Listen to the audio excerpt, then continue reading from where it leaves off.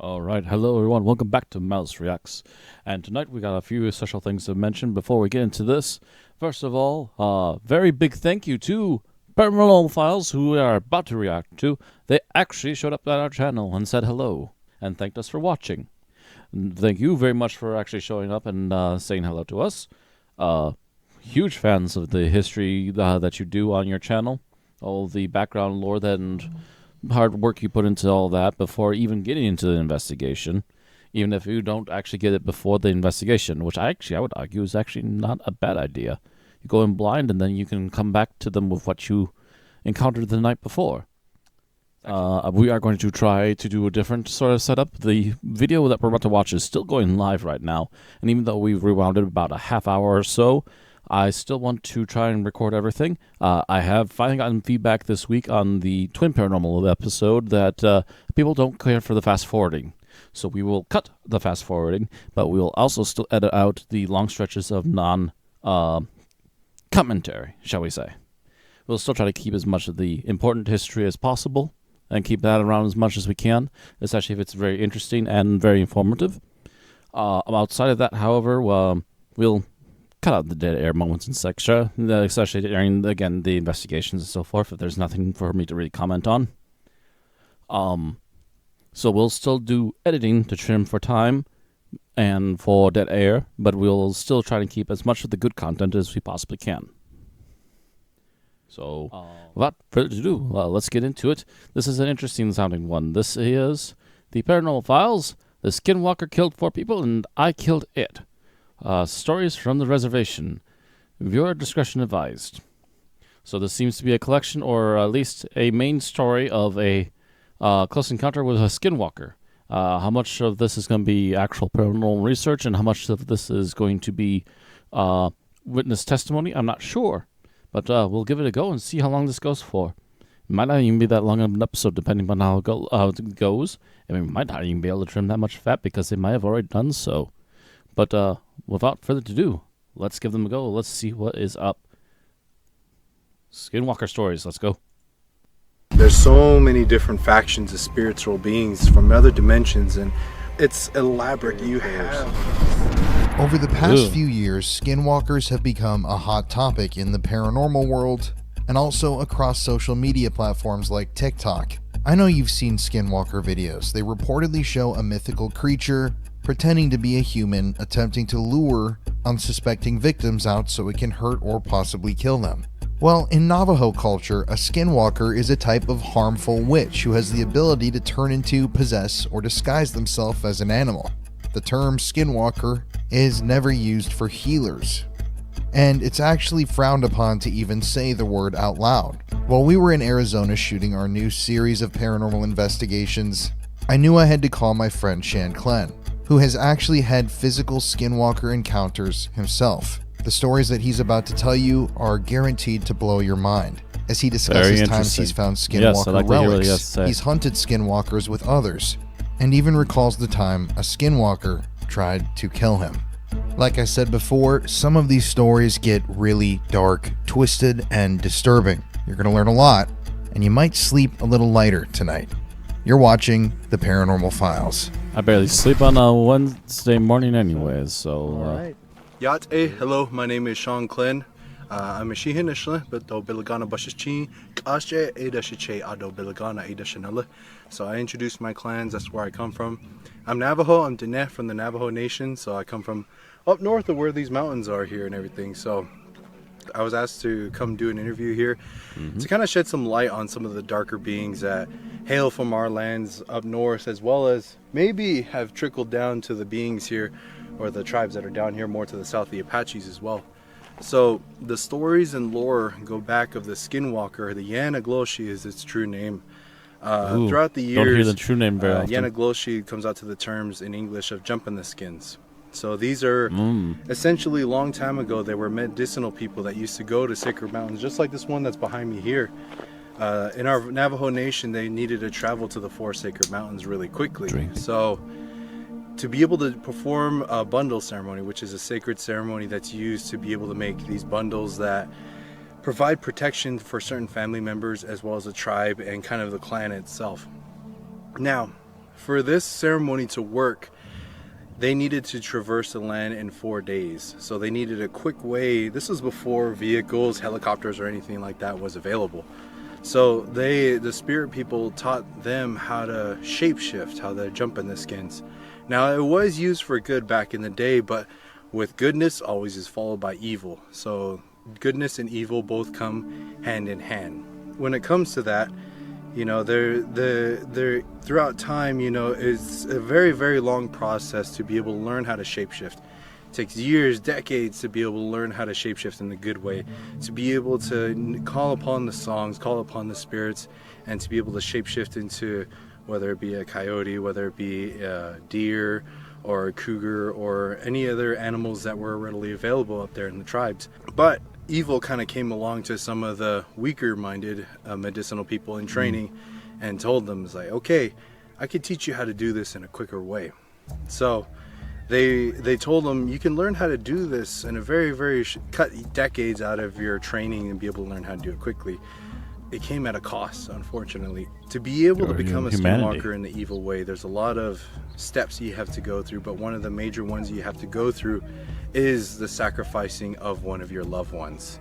Once you sacrifice one of your loved ones, it could be your newborn child, your wife, your mother, your grandfather, your sibling, anything like that, one you find dearest, closest to your heart. Now, once you do that, you have to do a lot of stuff with the body. You have to do a lot of ceremonies with it too, to be able to, you know, go really down to make your contract and, in a sense, deal with the devil kind of thing. When it comes down to that, then you also have to get your skin. You have to go and really do a lot of evil things. I guess you can say how they do it in the good way. You have to do it backwards and do a lot of crazy things with it. So when it comes to that stuff, you know, there's a lot of stories that go beyond that. So back in the day, it was also used for wartime too. We used to use it against the Utes. We used to use it against Apaches. We used to use it against the cavalry a long time ago. But as kind of time went on, you know, a lot of the good medicinal people started passing away. That's where the wars of medicinal people kind of started happening. You know, that's where a lot of the good medicine men were starting to get killed off by evil medicinal people as well. So that's where you kind of started to see a lot more of the evil skinwalkers kind of taking more of a foothold in the Navajo Nation. Toward modern day, there's definitely not as many, but I can definitely tell you, all you viewers out there who are from the Navajo Nation probably have a story of you living out in a rural area. Nearest neighbors like 2-3 miles away. You're living in your hogan, no running water or electricity.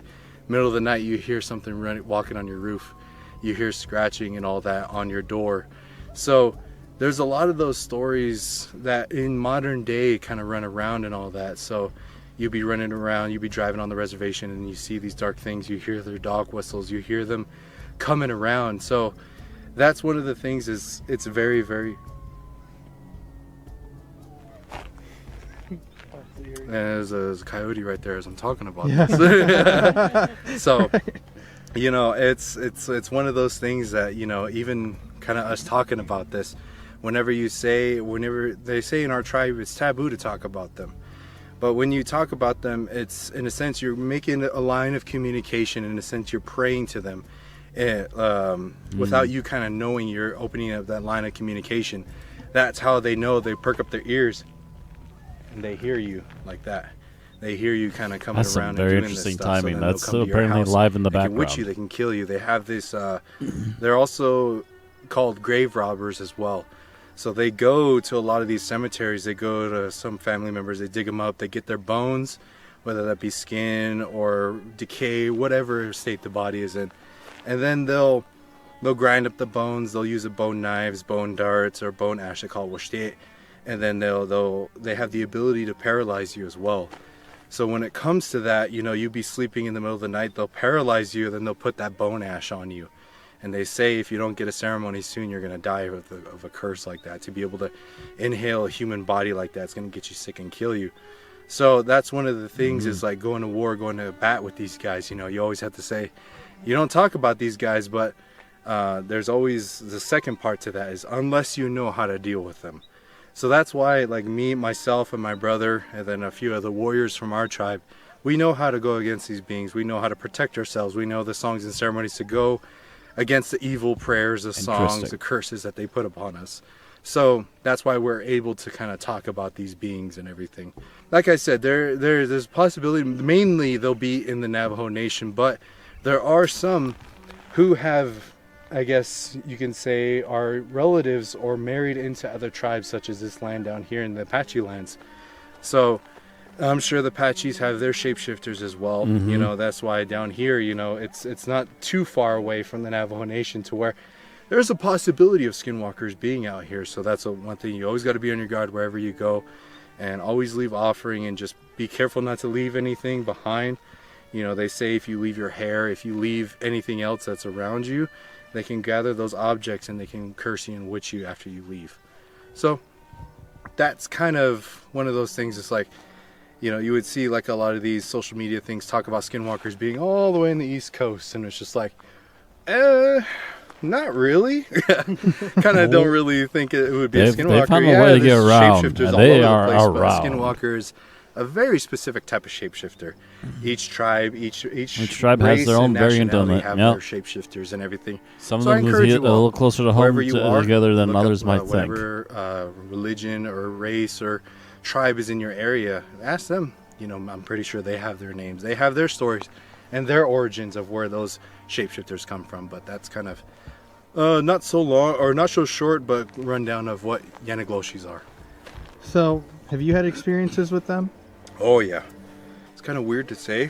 I don't know if you guys are kind of like spiritually sensitive to things, but normally when the stories go, when that sun goes down like this is when the spirits start to wake up and everything. So that's why you heard the coyote, and then I don't know, I heard I had like a little tinnitus. So whenever you have like tinnitus like that, they say that's when spirits are kind of talking with you and everything like that. So Yeah, dude, that happens all the time in our videos. Yeah. Where you say, "Oh my God, my ears are ringing," and then something will happen right then.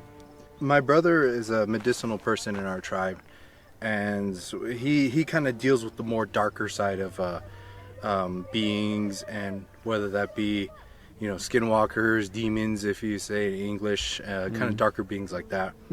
So we deals used with to negative go to energies, yes. homesteads whenever people would be having these beings kind of affect the family in that way. So we were called out to actually one of our relatives' homestead in northern Arizona, near Page, Arizona, and they told us in this place there was a shack that belonged to one of their grandfathers that passed away, and they always kind of felt something weird about that shack.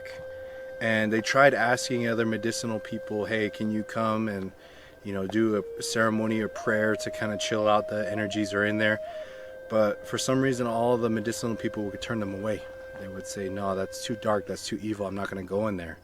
So they called upon us, and we went to go check it out. And this was at the very, I'd had to have been like 14, maybe 16 years old when I was going out with my brother at that age. And this one was really creepy Absolutely, because yeah. this was one of my first times. My brother told me, he's like, there's possible skinwalkers, Yanagloshis out there. So I would always hear stories. You know, we kind of trained to be able to go against these beings. And so it's like, okay, this is, you know, this might be the real deal, so be ready. So, okay.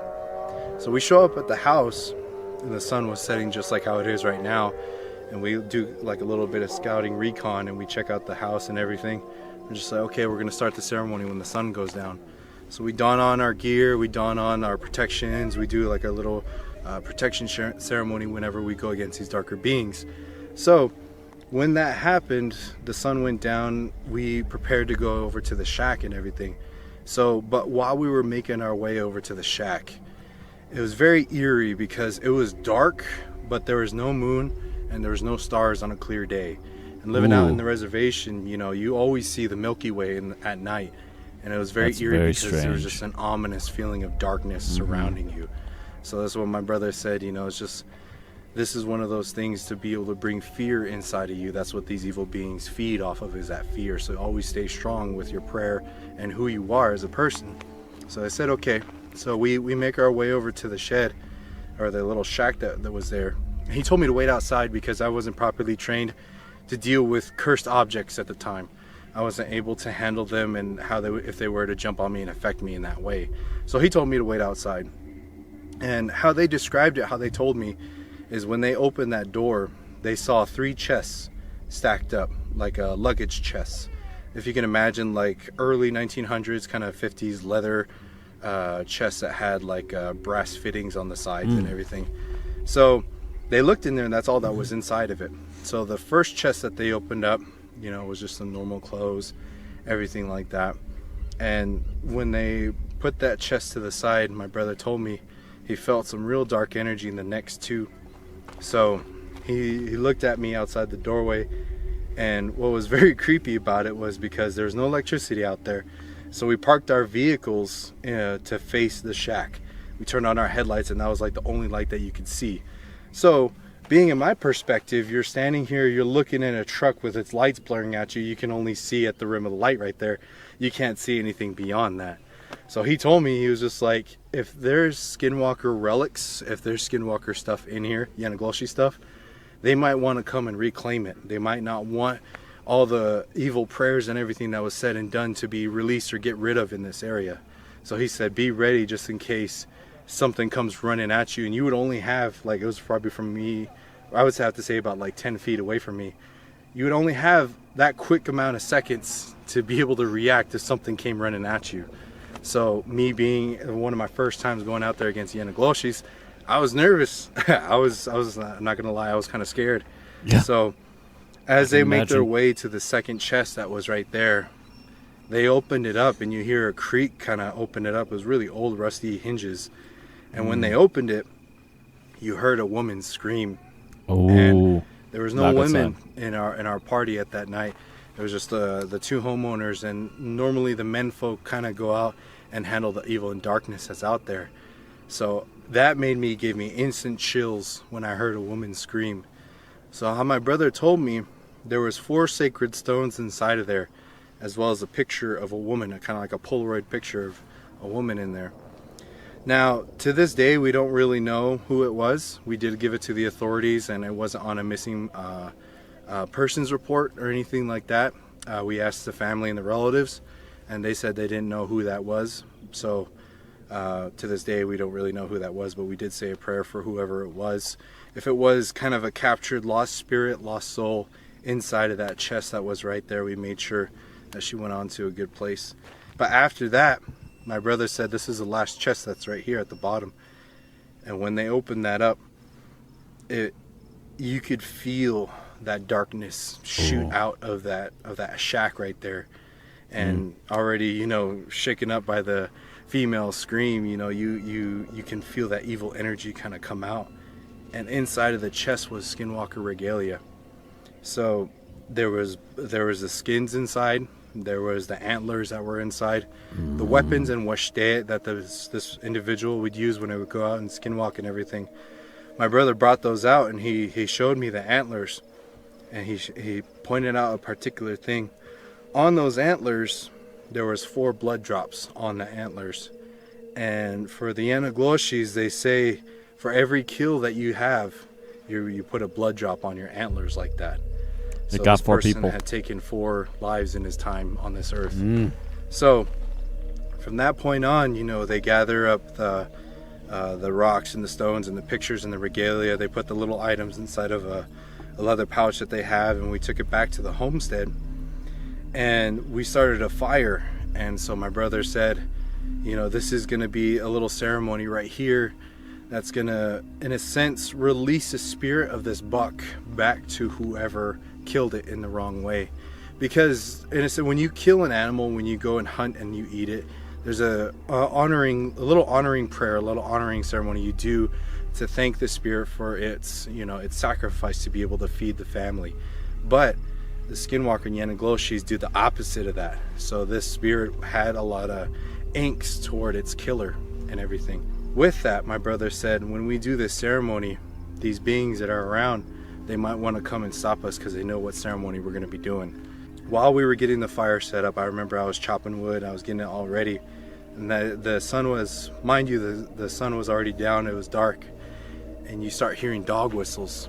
And dog whistles you hear like psss, and the dogs would start barking because they sense those evil Yanagloshis around. Once they did those dog whistles, the dogs shut up. They didn't say anything, they didn't bark or nothing, and that's how they can get inside of your home. That's when we knew we were on edge. And nearby that homestead was a canyon or a cliff face That was right there. So on that canyon walls, on the right, if you were to go to down the right path, it'll teach you the way on how to become a good medicine man. But if you take the left, it'll teach you how the evil ways on how to be an evil person in a sense. So right in their backyard, they kind of had the training grounds for a lot of these beings. We started the ceremony, and my brother warned me. He's just like, I'm gonna be singing these songs, and I want you to watch my back, because I can't stop. Once the ceremony starts, I can't stop to be able to make sure the ceremony goes good. So if anything comes running at me, you need to handle business and do what you need to do. I said, okay. He started. I'd like to mention that that's not a sound effect. If you're hearing that, that's an actual storm going on outside right now. Kind of a nice little mood setter. Anyways, continuing. The ceremony. And they had a solar generator at their house, which was about, the house and the shack itself would have to be like 500 yards, I would have to say, away from it. So they had solar on their home, so they had a porch light. So the porch light was shining down on the home, and you could see the rim of the edge of the light around the home. And while he started singing, when he started doing his ceremony, I saw what looked like to be a figure, a silhouette of somebody walking at the edge of the light. Kind of hunched over like this and just walking and just looking at us. I saw one, and another one showed up on this other side over here. I got really nervous, but as my brother, this was starting to be the end of the ceremony when more of them started showing up right there. But as my brother was about to finish the ceremony, they all ran. They ran back toward the cliff face where they were, and there was a huge gust of wind. It was a calm night like this. A huge gust of wind comes when he finishes the ceremony, almost blows out the whole fire. And that's when my brother said that's when that buck went straight for where those skinwalkers were. And over at the cliff face that was about a good mile or two away, you hear a scream, a monstrous scream out there. So I guess you can say the buck got its revenge for the evils that was done against him. Yeah. So that was one of my most that's an intense, tale. I would have to say lightly, encounters I had with the Yanagloshi. Yeah, that's crazy, dude. That's some Holy wild stuff, shit. yeah. 15 years old too. Yeah. That was nuts. Well, Only guess we 16 gotta or have so, you tell yeah. Another story, That's man. wild. Since you got That's multiple, relatively close to my 'cause encounter that's- time, my first one. That's wild. Who do you think was the person who had transformed? The person that was in the shack. Yeah. You don't mind putting this if you don't put. Okay. Yeah. It was actually this one. So whenever we went against these Yanagloshis or skinwalkers and everything, it happened in our earlier years in our prime. I'm telling a story. Our earlier years in our prime. So this one was a lot more recent because, you know, when you kind of get old up there in age, you know, when you get to your 20s and all that stuff, you're kind of considered old when it comes to that point. So we were actually up in our homeland in Black Mesa, and this was just a normal family gathering that we were having up there. And, you know, our whole family was there. We were building a whole one together and everything. So at this point, you know, they only have like a one-bedroom home up there. So all my family were there, so they were staying inside. So I was just like, you know what? It's a beautiful night. You see the stars and everything, you know. I'll just sleep in a cot on the bed of a truck. I was like, okay, cool. My uncle slept inside of the truck, inside of the dash and everything, or in the cabin. And so as I was sleeping, you know, it was a beautiful night, nice and cool and everything. So as I'm sleeping, the night goes on, and I notice some noises kind of coming around me, which was kind of weird because we have deer, we have elk, and we have wild horses up there and cattle too. So I started hearing some crunches in the middle of the night. I would have to imagine it was around like 2, 3, 4 o'clock. It was before the sun was actually started to show in the morning. So it was still really dark outside. So I heard this, and I was just like, naturally I kind of just like wake up just a little bit. And right at that point was when I started to feel darkness kind of come in. And if you can imagine the feeling of evil and darkness, it's a weird buzzing sensation. It's a weird heat feeling that you feel. And like I said, it was a cool night. So I was just like, why am I feeling? It's the kind of thing that gives you the goosebumps, but also makes your blood burn in your veins. Yeah. Warm toward my back. I was laying on my side. And toward my back, on the bed of the truck, I started feeling that. So that's when I woke up. My instincts kind of woke me up, and I was just like, I need to check out what this is. But as I got up, I couldn't move. I was like, F-. So when I tried, whenever I'm out there, I sleep with my weapons or my sword that I have. And I tried reaching for my sword, but I couldn't move my body. And I could hear footsteps kind of come up close to the truck. And I was just like, this isn't my family. This isn't my, anyone good that I can recognize. So I tried reaching for my sword, and I started to panic as the footsteps kind of started getting closer. And everything I had in my body to start moving my arm out of desperation of my life, honestly. I reached for my sword and I grab it. And once I grabbed it, it seemed like that paralysis, that paralyzing effect that was on me went off. And I grabbed my sword and I quickly turned, and I saw something dark start bolting toward the tree line and everything. But right before I grabbed my sword, I kind of turned my head like that, and I could see what looked like somebody slowly reaching and had his hand over my head, and he was putting. My camera just died. Hold that thought. Hold that thought. Hold on. Damn it. Don't Do you need a battery? It just went from full battery to 0. What the heck? I just changed it out in the car. Excuse me. We need to run and get it. You might need a light too. Yeah, here. I'll just go run and grab it. A light. Gotta be careful, yeah. I'll look for snake. All right, There man. we are. Ran all the way back to the car.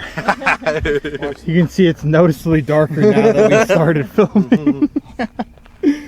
Hell yeah. Took about 10, All 20 right, minutes you were in the probably. middle Yeah. of talking about it coming up to you in the truck bed. Yeah. So right now we're in the time of the spirit realm right now, when the spirits are walking around. So if you see somebody behind me, please let me know. Will do. So yeah, so as I started reaching for my sword, and I turned around, I saw this hand kind of over me like this, and he was putting something on my head and on my face. So when I grabbed my sword, he turned and ran. So as he ran, I got up and I started banging on the truck for my uncle to wake up. So my uncle woke up, and I was like, Yanagloshi, Yanagloshi. He got up, and we started looking around and everything, and he was already long gone. But then he got his flashlight, he looked on me and everything, and he saw a white powder on my face, and that was that washte, the bone powder. So that's one of those things that night it was a family Got occasion. close. We didn't go out there for ceremony. I wasn't really expecting it for something like that. That close, to they come caught about. you on normally guard. When that happens, Without you go out guard. to face these things. You put ash on. You put these sacred things on. So I was just a normal time, just going to sleep at my family occasion. So I was ill prepared at that time. But now I know, just be careful. They'll when come you sleep anytime. out there in the middle of the night. So that's something that it's we had to do a ceremony for me to make sure that I didn't inhale or get sick or from the curse and everything like that. So I always say, when you're on the reservation, be careful sleeping out in a tent or just out in the open in the middle of the night. Yeah, it may be beautiful, but you also have to understand that there's things that run around in the middle of the night, even out here too. So I always gotta say, be careful out there, everybody. That's crazy. That's wild, dude. Any other experiences? So the eeriest beings I would have to say that I've encountered and learned about are beings in English called soul eaters.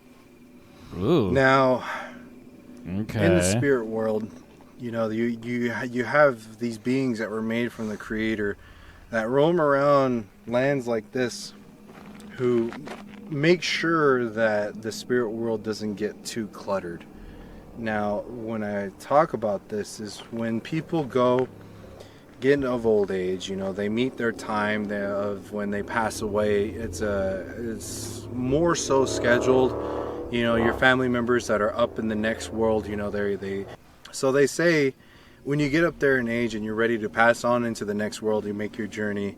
They say a lot of family members, they start seeing old people that have passed on long ago. They say, I see my mom, I see my dad, or I see my brother, somebody who already has. I just checked the time here, and it's relatively short. I didn't mean to interrupt. I'll back it up a little bit. But it looks like it's a relatively short one. Looks like we're going to be maybe an hour long at best. Double checking out what time we're at here. Oh, yeah, about an hour long. I kind of thought it might be, since it seems to be mostly this gentleman here talking about his experiences. Still, interesting stuff to listen to. If you, I assume you would agree with me. This is some interesting stuff. I don't know too much about Native American lore on all these things. I just know that some of these things exist in broad strokes, and that there's some details into how to deal with them, but only certain people would know about that. So, continuing. They say a lot of family members, they start seeing old people that have passed on long ago. They say, you know, I see my mom, I see my dad, or I see my brother, somebody who already had passed on. And a lot of people kind of say, like, oh, they're just getting old, they're deteriorating, or oh, they're kind of losing their mind. But that's not the case. When it comes to that, they're starting to have one foot in the spirit world and one foot in ours. So when they do pass on, those family members take them on their journey into the next world. And whatever religion that you follow, most of them that I've encountered, they always talk about a white light or something of that nature, to where you're kind of going a journey to the spirit world and you go on from there. Now, there are times when you meet your end at an unforeseen time, and these bugs really like me. I noticed them bouncing They off say you quite a when bit, you actually. meet your fate, you meet your end at an unforeseen time. A lot of times the family members and the spirits that are out there don't know that you have met your end, so they're not there to help guide you on your journey into the next world. If it's unplanned for, Say you sure. get murdered, say you get in a car crash and you die unexpectedly. Mm-hmm. You'll wake up. Well, one analogy I like to make is that movie Ghost, with I believe it's Patrick Swayze. Yep. And he met his end, and he gets up, he looks around, he's a spirit, but then he sees his body right there. And there are these dark shadows, these dark beings that kind of came out of the ground and started chasing him around. And those, in a sense, are what we call soul eaters. Now, these beings, they come around and they kind of clean up a lot of the spirits that are lost, because, in a sense, if you're a wandering spirit, you could be used for evil. You can have your soul captured and taken into the dark markets and sold, or all these horrid things, and be used for so many dark, evil ways. So he created those to kind of make sure that that doesn't happen, to make sure that evil doesn't have their way with you. And so when it comes to that, these beings come in all shapes and sizes. And this one being that I met in particular was a soul eater, and to me, it creeped me the hell out, because still gives me nightmares to this day, because we were at a canyon and it was a very, very spiritual night, to where spiritual beings learned how to manifest. It was a spiritual site, spiritual evening, all these things kind of lined up to where these spirits could manifest. Perfect alignment of in their everything, trainings. And I remember seeing this being kind of come out of the darkness, come out of the shadows.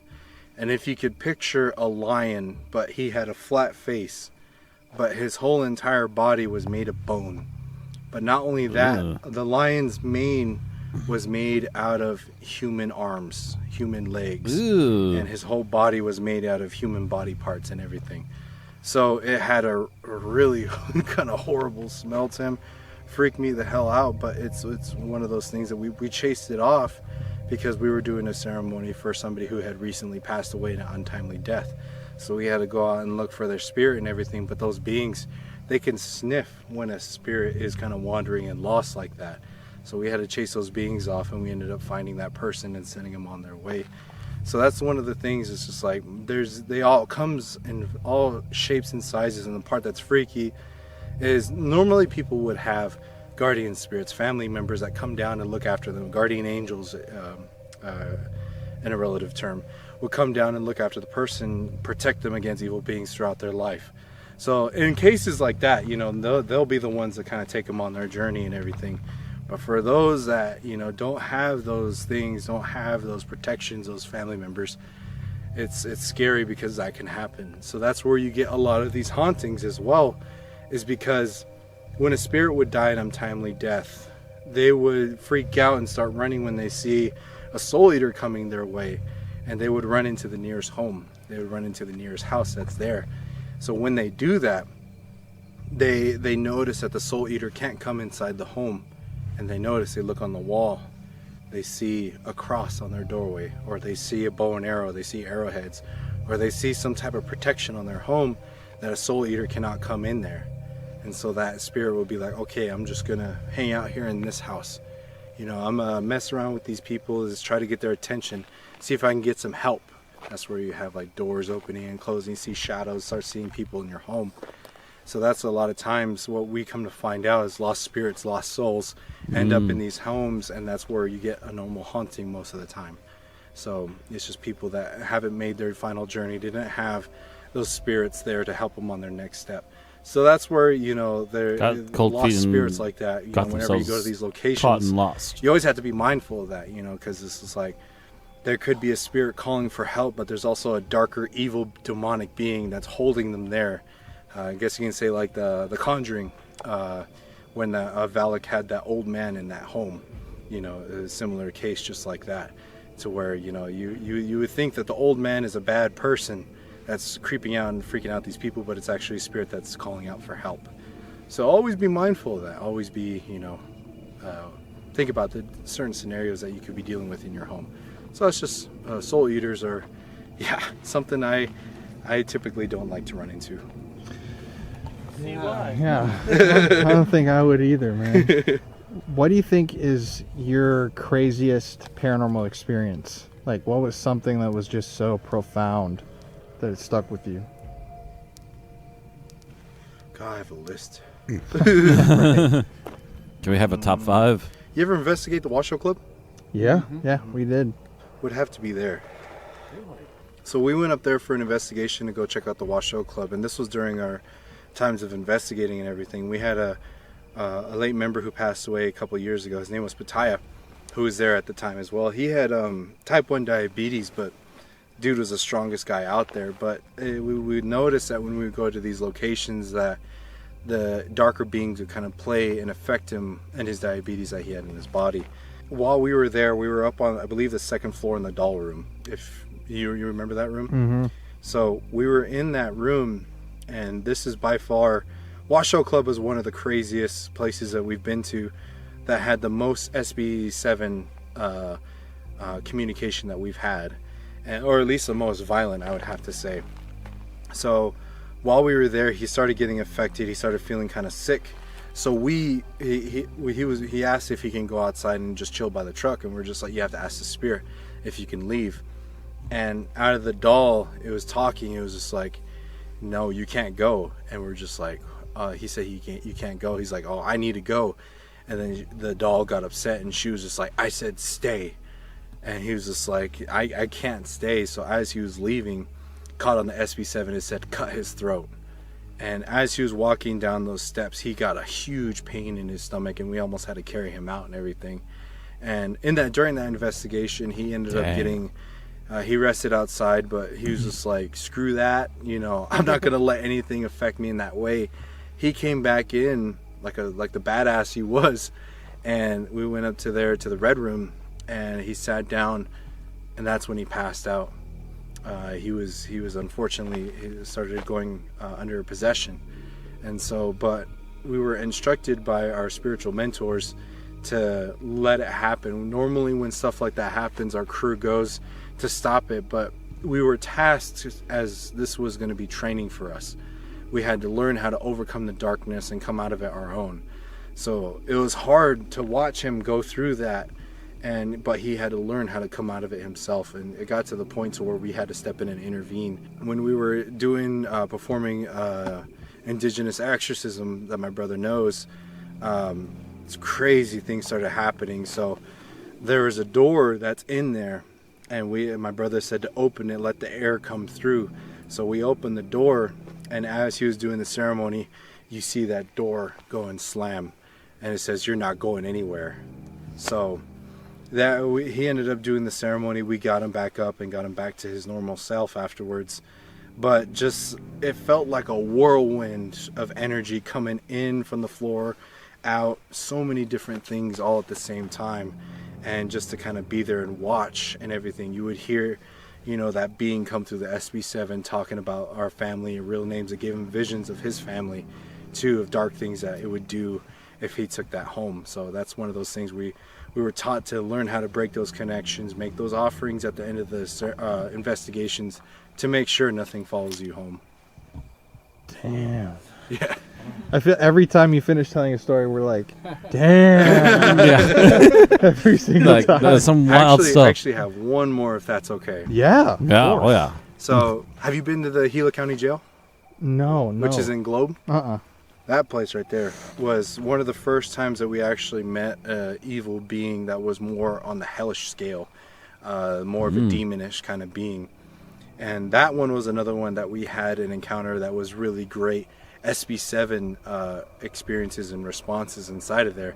So much so when we got to the 3rd floor of the jail, you know, I myself kind of went under a brief possession to where like I was standing there and I kind of just spaced out and my mind kind of just went somewhere else.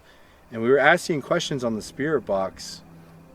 And whenever we go into these investigations, we don't announce that we're medicinal people. We don't announce that who we are in our background as far as for helping spirits. So that kind of gauges to the power, I guess you could say, the power level of these beings that are inside of these places. And that's why we never really use our real names. So my name that I would use is Sean Clen, Warrior of the Shadows. So if the being was able to find out our real names, who we are, where we come from, and everything, that's when you know it's like, okay, we're dealing with somebody who's pretty skillful in their trade. So we were there, and I was kind of spacing out and everything. The SB7 spirit box came through my voice through the SB7, says, use that ghost ceremony. And that right there it was also at that same time our RL light was really flickering and malfunctioning at that time. And like I kind of snapped out of it, and I was just like, everyone was like, did you say that? I was like, say what? And then they're like, use that ghost ceremony. I was like, no. You look at the footage, my mouth didn't move or nothing like that. So we were walking around, there's these spirits that were calling out to us and like, do you need help from this being that's here? And there's a being that's there called the Mad Hatter. And we would ask these spirits that are there, we're just like, are you stuck here? And it's just like, yes, we're stuck. And it's like, why haven't you moved on? And they would say, God has forsaken us. This demon put it in their mind that there's no hope. There's no other, they can't get out or anything like that.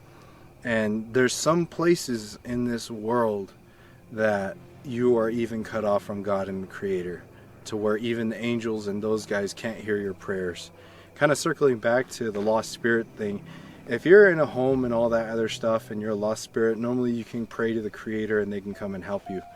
But there's some times when you get stolen by these evil beings, they'll take you at certain places to where even your prayers can't be reached out. It's so dark, so evil that they can't hear your prayers. You're just completely cut off from the spiritual world. So that's where you kind Oh, dang it. and there's some places in this world There we go. that you are even cut off from God and the Creator, to where even the angels and those guys can't hear your prayers. Kind of circling back to the lost spirit thing, if you're in a home and all that other stuff and you're a lost spirit, normally you can pray to the Creator and they can come and help you. But there's some times when you get stolen by these evil beings, they'll take you at certain places to where even your prayers can't be reached out. It's so dark, so evil that they can't hear your prayers. You're just completely cut off from the spiritual world. So that's where you kind of go more into the darker things of spiritual slave trade. Kind of like how we have human trafficking, there's the same thing in the spiritual world too. Spirits and souls are used as currency on that side of the spectrum. So this is one of those things to where you would have spirits call out for help, and you would have mediums and everything that would go and kind of don't really know what they're doing. They would go in there and be like, hey, you're set free, you can go to God now. But, you know, they would call upon a light for the spirits to go, but those spirits would be chained to the floor, and they would try to reach it, but that demon had them in there. Look, another battery. That's really strange. What? Did you Another bring one? battery. See, now I brought another one too, just in case. But that was full too. So when it comes to the spiritual world, a lot of people think it's kind of black and white when it comes to just spirits, demons, and angels. there's so many different factions of spiritual beings from other dimensions and from our own and infinitely beyond too. So it's elaborate. You have these cities of spirits. You have, all these beings that have certain tasks on this world and everything. So that's why whenever we would go investigate, we would try to meet these new beings to try to give new stories of the beings that you interact with. So if you go to the places like this, interact, there's a mountain that's right here. There's guardian spirits that are here. Oh, you have nature spirits. You have desert spirits. You have night spirits that are out right now here too. So you have beings that live in the earth, you have beings that live in the sky, beings of the springtime, the winter time, that's all here. So you have to learn how to deduce those things, but there's also third party, non-natural beings that come around. You have soul eaters, you have phantoms, you have all these other beings of hell, beings of good. You have tribal spirits that are here and all their spirits that they have as well. And then you also have a city that's right here too with all these different nationalities. So they have their spirits that are here too as well. And they come here to these natural spots, the locations of energy where they can meet, mingle. They have spiritual markets. They have all these different things where they can trade and do all these so many elaborate things. And it's a beautiful world. But on the darker side too, like I was mentioning, the lost spirits and everything, sometimes soul collectors, soul merchants come and take those beings, and they say that they can grab you and put you inside of a pouch with all these other souls. They go to those dark markets and everything. They can sell you to get all these items that they need for whatever things that they're doing.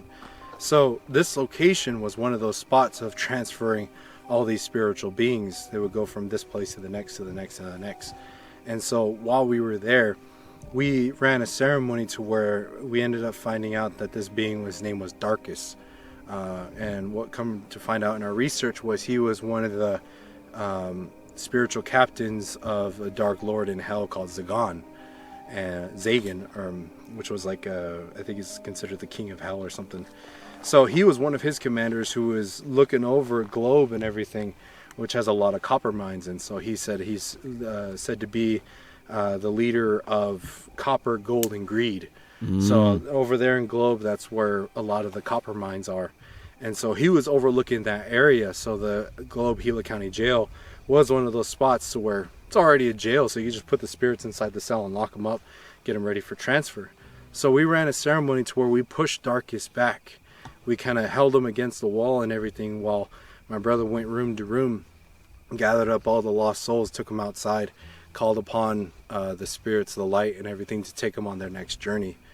But that's something that, when you go to these locations, it's not as easy as just saying, Lord Creator, come down and take these spirits away. Because sometimes there's an evil being that's holding them there. So you have to know how to push that evil being back. Push out that negative energy to allow the others to free themselves. Otherwise, they can still be chained there. Once again, damn. Heavy So I shit. guess I just have like one more question. Have you ever heard of, like, going back to the very beginning with skinwalkers, like any stories of people who have actually been killed or like, hurt by skinwalkers? And like documented? Not necessarily documented, but Yeah. Even oral history. Yeah, there are a lot of people, actually, a lot of medicinal people. Like how I said, on the reservations and for indigenous people too, missing persons reports are very, very high wherever you come from, especially in the Navajo Nation. Navajo Nation is the biggest reservation on the North American continent itself. So out there, somebody can go missing and no one's ever going to find them. So that's where you would have a lot of missing persons reports, to where sometimes their sacrifice ends up being a missing persons report.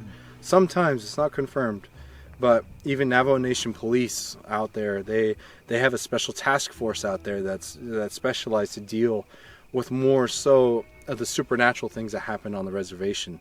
So they're out there, they look for Bigfoot, they look for Skinwalker and all that stuff. Whenever people say, hey, they call the police, they have somebody running on their roof and everything, they'll send out that task force that goes out there to look for those things. So yeah, there have been people, unfortunately, who do die from Yanagloshi encounters. And then I guess, what would you like to dispel, like, rumor-wise about, like, skinwalkers and kind of, like, all the misinformation that's out there. Because I've seen some videos that describe things very differently than what you are telling us right now. First off, skinwalkers and wendigos are totally different. Oh, yeah. That's one of the biggest things I always see in my comment section and everything. And, you know, like how I said, if you're not in the general region of the Navajo Nation, you're probably not dealing with a skinwalker. There's been reports in Utah, Colorado. Our 4 Sacred Mountains go from Flagstaff, 1 in Flagstaff, 2 in Colorado, and 1 in New Mexico. So those are the borders of the Navajo Nation itself. So in the general region, you know, you'll run into skinwalkers and everything, but and then also kind of down here too with the tribes that kind of mix with the Navajo as well. You know, you might run into Yanagloshis or skinwalkers, but if you live on the East Coast, Canada, Mexico, you know, you're probably not dealing with the skinwalker per se. There's a lot of similar beings that are out there, you know. A lot of people from Mexico tell me that there's a being down there called a Malice that's very, very similar. And so that's one thing that I love, is to be able to communicate with these people from different tribes, different races, different religions, and tell their stories of beings where they come from. So like I said, do your research in your local area. You know, either a tribe or race or religion already has beings that's right there. It's very similar, but you know, there's always differences. So that's why I encourage people to go deeper little into bits of extra as a that aren't shapeshifter, quite the norm. But we're also Or the human. popular version. But then there's also races, there's also religions, and you narrow it down to your family, and then who you are as an individual. You're unique. The same thing with the spiritual world. They have blends and all these other different things that you have to really deduce to be able to know how to communicate with them right. When you go investigate, you know, you deal with the soul eater, you can't just go up to him and be like, hey, how's it going? You know, there's a certain way you approach it. That's why in our investigations we had such unique interactions with these beings, because each being that you interact with, you have to go about it in a specific way to nurture who they are as an individual. So that's one thing, is just like, just do your research and just know there's more to the spiritual world out there, and just have fun, but be safe out there, everyone. Awesome, man. Well, after those spooky stories, we got to walk back through the pitch black darkness over there. Right towards the coyotes or dogs or whatever the hell. Awesome, man. Some interesting food for thought, for sure. Nice little short video.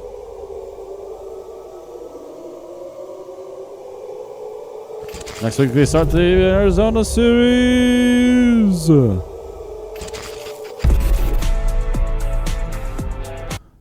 Thank you again, Colin, for showing up on the channel. Again, enjoying the heck out of this stuff. There's just this information dump and understanding of what's out there. Excellent stuff. Hopefully I don't have to cut too much. It's a relatively short episode, so hopefully you all are good and satisfied with it too. I'm just going to have to cut out the few times where the video just kind of cut on us, because I think it might have updated into a full version right in the middle of us getting almost done with it in particular, and that's probably why it hung. But that's going to be it for tonight, folks. I hope you all enjoy. This will hopefully be out in the next day or two. This is Tuesday night, so hopefully it'll be out, I would assume, by Thursday night at the latest.